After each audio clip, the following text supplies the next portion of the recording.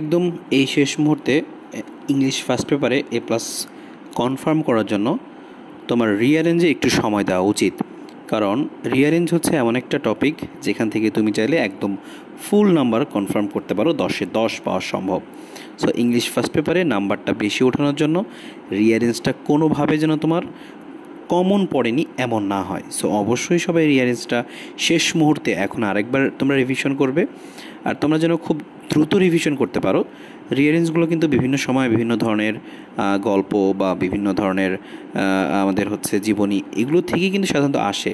তো সেই বিভিন্ন ধরনের গল্পগুলো বা স্টোরিগুলো তোমার জানা থাকলে তুমি কিন্তু খুব সহজেই সেগুলো সাজিয়ে রিঅ্যারেঞ্জে তুমি 10-এ 10 পেয়ে যেতে পারো।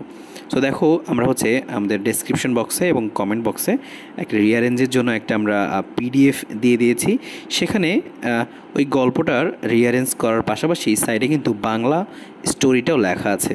তো তোমার এই মুহূর্তে কাজ হবে, প্রত্যেকটা স্টোরি যেগুলো তুমি জানো না, তুমি পিডিএফটার মধ্যে তুমি দেখবে ওই স্টোরিগুলো যেগুলো তুমি জানো না সেগুলোর বাংলাটা খুব দ্রুত পড়ে ফেলবে। বাংলা পড়তে তোমার 30 সেকেন্ড লাগবে বা 1 মিনিট লাগবে। সো 1 মিনিটে একটা রিঅ্যারেঞ্জ ডান। গল্পটা জানা থাকলে তোমার পরীক্ষা হলে অনেক ইজি হবে। সো এই জন্য এই পিডিএফটা তোমরা দেখো, এই সাজেশনটা দেখো, দেখে যেগুলো তোমার জানা নেই সেগুলো তুমি একবার করে দেখে নাও।